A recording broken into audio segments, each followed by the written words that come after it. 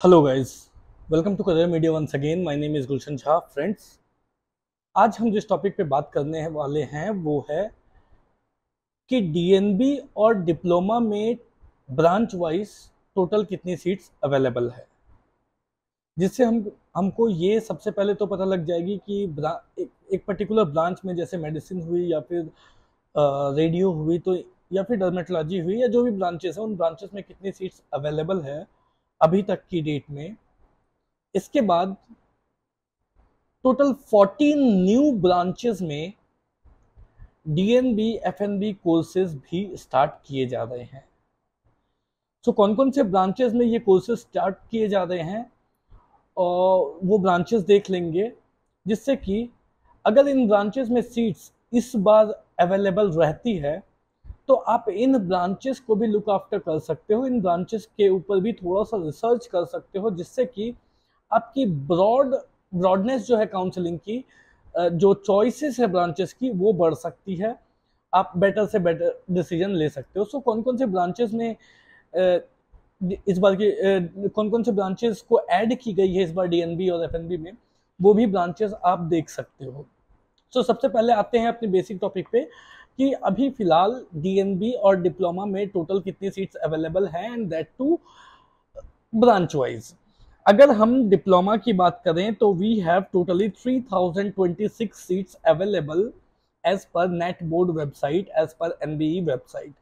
3026 सीटें डिप्लोमा की, NBE diploma की अवेलेबल है, जिसमें एनेस्थीसिया की 585 सीट्स हैं, ईएनटी में 166 सीट्स हैं, फैमिली मेडिसिन में 353 सीट्स हैं, ओबीजी में 666 सीट्स हैं, ऑप्थल में 285 सीट्स हैं, पीडिया में 571 सीट्स हैं, रेडियो में 244 सीट्स हैं, टीबी चेस्ट में 156 सीट्स हैं। सिमिलरली अगर हम डीएनबी की बात करें तो डीएनबी में as per net board website या as per NBE website, DNB broad speciality में non sponsored seats total 4941 show कर रहे हैं, और जो स्पॉन्सर्ड सीट्स है, मतलब जिसके लिए इन सर्विस कैंडिडेट्स आप कह सकते हो, वो एलिजिबल होते हैं, उनके लिए 163 सीट्स अवेलेबल हैं। सिमिलरली पोस्ट डिप्लोमा, जो डिप्लोमा करने के बाद डीएनबी करते हैं, उनके लिए नॉन स्पॉन्सर्ड सीट्स जो हैं वो 2763 सीट्स अवेलेबल हैं, एंड स्पॉन्सर्ड सीट्स 45 अवेलेबल है। ब्रांच वाइज अगर बात करें जिसके लिए आप एलिजिबल हो, जिसके लिए most of the students eligible हैं, जो नॉन स्पॉन्सर्ड सीट्स हैं, उनकी अगर हम बात करें तो एनेस्थीसिया में 679 सीट्स अवेलेबल हैं डीएनबी एनेस्थीसिया में।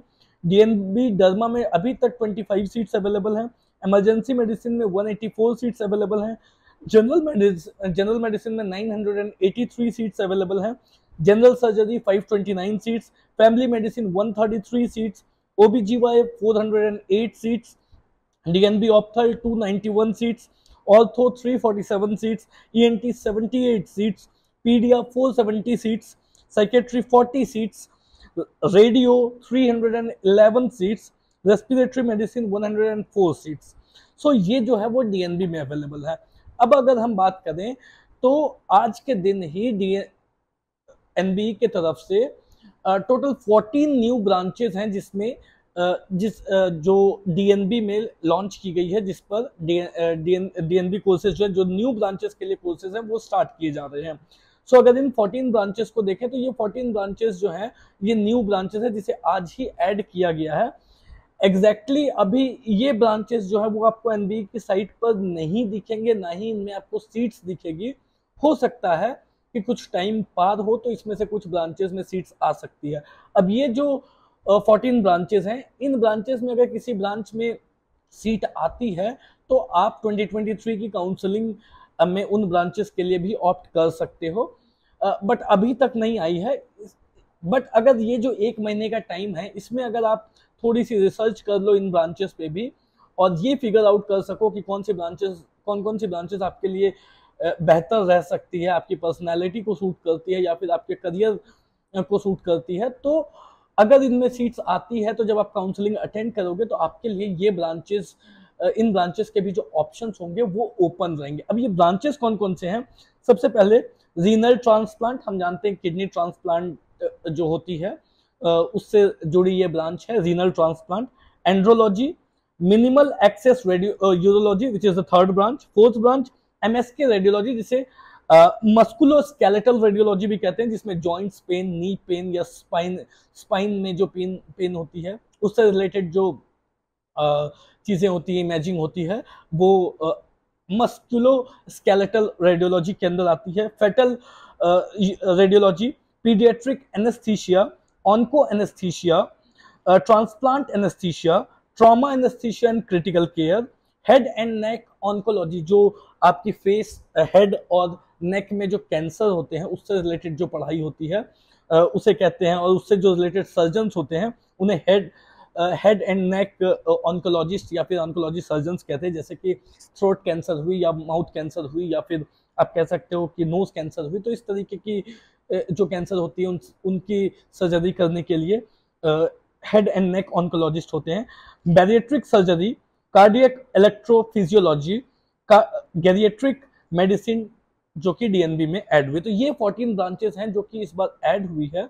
अभी तक इनमें सीट्स नहीं आई है, but this is main basically for all those student जो अगर ड्रॉप लेकर के नेक्स्ट ईयर की काउंसलिंग अटेंड करते हैं, उनके लिए बेसिकली ज्यादा फायदेमंद, ज्यादा इंपॉर्टेंट रहेगी ये चीजें। बट अगर इस साल भी हो सकता है कि इनमें कुछ कुछ सीट्स अगर आ जाती है, तो अगर आप पहले से प्रिपेयर करके रखो, इन ब्रांचेस पे थोड़ा सा रिसर्च करके रखो, तो हो सकता है कि इस बार की काउंसलिंग में आपके पास जो चॉइसेस हैं होंगे वो ब्रॉड हो सकते हैं और आप कोई बेटर ब्रांच खुद के लिए ऑप्ट कर सकते हो। So that's all for today guys. आज के लिए फिलहाल इतना ही। अगर कोई डाउट हो, क्वेरी हो, तो दिए गए नंबर पे कॉल कर सकते हैं। एट द सेम टाइम अगर आपको करियर मीडिया से पेड सर्विसेज अवेल करनी हो तो दिए गए नंबर पे कॉल करके आप इंक्वायर कर सकते हैं। वेयर एज अगर आपको ये जानना हो कि आपको आपके रैंक पे कौन कौन सी स्टेट्स की काउंसलिंग अप्लाई करनी चाहिए, उन स्टेट्स में कौन कौन से ब्रांचेस मिल सकते हैं, उनमें फीस कितनी होगी, बॉन्ड है या नहीं है, स्टाइपेंड कितनी मिलती है, तो इस तरीके की डिटेल्स के लिए आप करियर मीडिया की जो वेबसाइट है www.careermedia.ai उस पर भी विजिट करके रजिस्टर कर सकते हो। That's all for today guys. Thank you so much. Have a nice day.